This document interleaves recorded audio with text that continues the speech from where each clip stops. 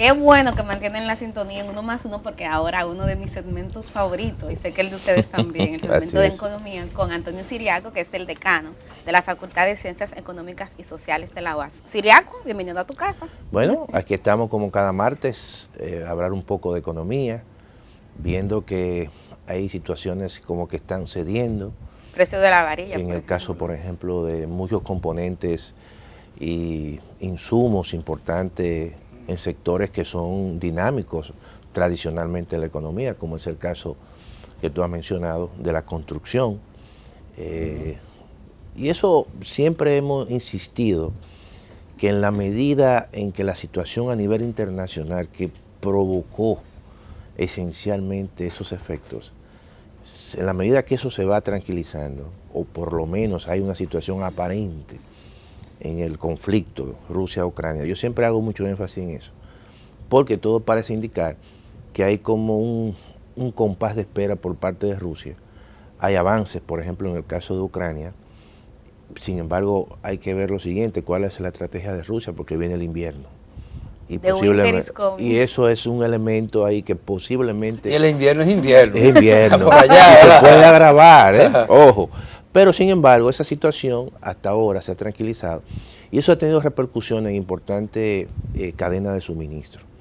Y el caso, por ejemplo, del aluminio, el caso del acero, todo eso se ha desplomado prácticamente, ha disminuido sus precios internacionales, lo cual se está reflejando en el caso, por ejemplo, de las varillas, y que eso tiene un insumo importante en el caso dominicano para la construcción.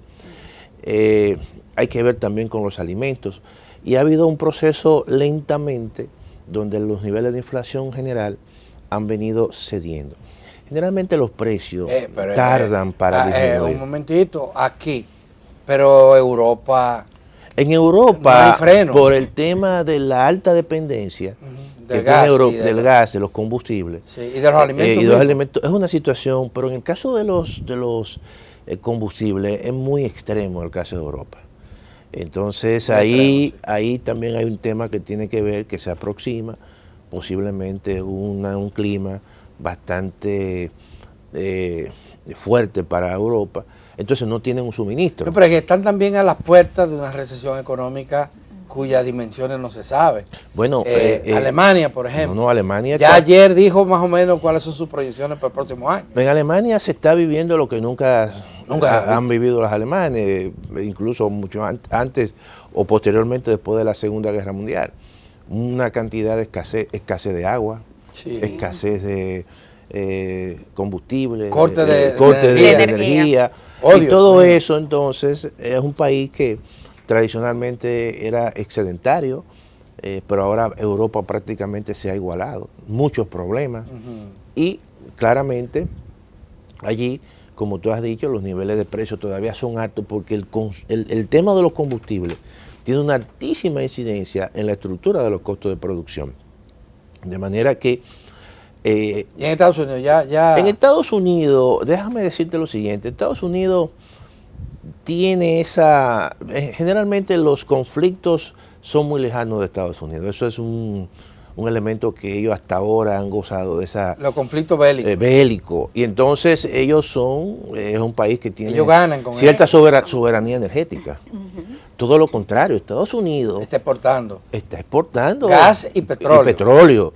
Como nunca, y más que antes, se ha beneficiado de forma directa de ese conflicto. Y está vendiendo armas. Y entonces también hay un componente de que el complejo militar en Estados Unidos está muy activo. Ya le han venido una cantidad de armas, no solamente a Ucrania, pero también a Taiwán. Todo eso, en este conflicto, en términos económicos, los Estados Unidos se han beneficiado. Europa la gran perjudicada. Una pregunta, volviendo al patio. Sí. ¿Qué posibilidad hay de que a raíz de cómo algunos precios han ido cediendo, el Banco Central comienza a variar un poco la política monetaria restrictiva. Y te lo pregunto porque ayer escuchaba a alguien del sector inmobiliario diciendo que efectivamente había sido uno de los sectores más impactados por ese tema de política restrictiva. Y cuando recibimos el informe del Banco Central, Adalberto y yo llamábamos la atención de cómo ese sector era menos del 3%. El crecimiento experimentado, cuando el año pasado veíamos que era uno de los sectores que más aportaba el crecimiento económico. Tú sabes que hay un elemento también, al margen de que los costos se han incrementado, pero de un efecto, vamos a decir, estadístico. Porque si tú, por ejemplo, el año pasado tiene un crecimiento de un 200%, es positivo, y por lo menos el próximo año tú bajas a un 5%, que es positivo. Pero si tú comparas del año anterior de un 200% a un 5%, es una caída negativa en términos de variación porcentual. Y eso es lo que ha pasado en el caso del sector construcción.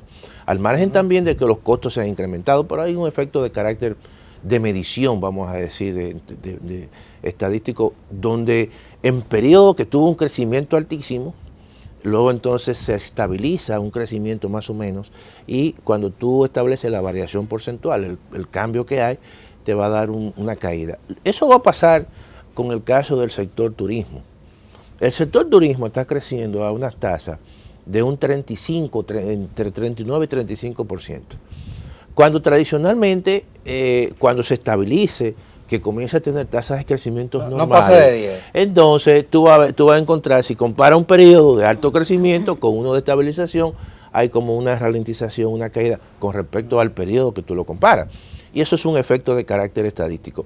Ahora, ¿qué ocurre? En el caso de la tasa de política monetaria, hay otro componente que la gente tiene que observar, que es una presión adicional que cada vez que la Reserva Federal de los Estados Unidos incrementa su tasa de política monetaria, es decir, induce a mayores tasas de interés, eso también pone una presión con respecto a los movimientos de capitales. Por ejemplo, si yo encuentro que en estos momentos los Estados Unidos suben su tasa de política monetaria y eso induce a una mayor tasa de interés, eso significa que los rendimientos que yo puedo colocar en Estados Unidos son mejores que en la República Dominicana. Entonces tengo que subir aquí. Entonces tengo que subir aquí porque si no, gran parte de los capitales se va a mover para Estados Unidos.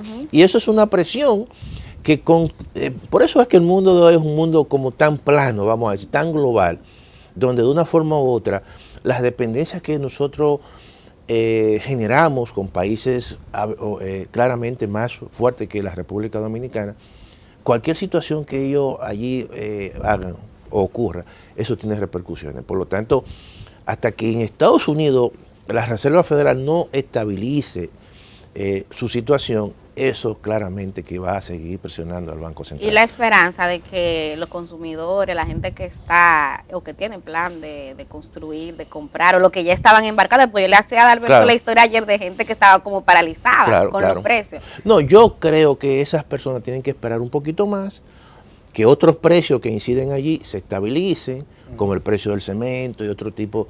Y yo creo que como dice, no se desesperen. No se desesperen. Pero el sector construcción y el sector agropecuario no experimentaron el mismo crecimiento, ni siquiera el crecimiento promedio que ha tenido la economía en lo que va de año.